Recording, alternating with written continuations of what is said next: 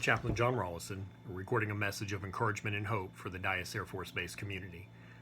Quick disclaimer, I am a Christian chaplain. Everything that I say will be from a Christian biblical perspective.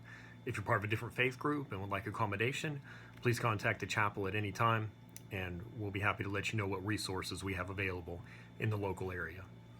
Well, from the Bible this morning, specifically from the book of James, chapter 1, verses 2 and 3, we read, "My brethren, count it all joy when you fall into various trials, knowing that the testing of your faith produces patience." So in that passage, we read that trials are never out of God's control. Every trial that we go through is under God's control, and He accomplishes His divine purpose even when we're in the midst of trials.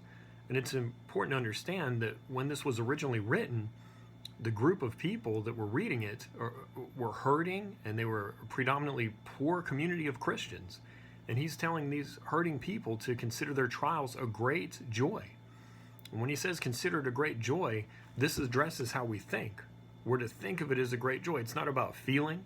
Trials don't automatically bring a smile to our face. However, this isn't about simply putting on a happy face and pretending that everything is okay. So the question we may ask is, how do we experience pure joy when we're going through a trial? Well, notice that James refers to various trials in verse 2. So he means major trials, minor trials, any type of trial, we're to consider them a great joy.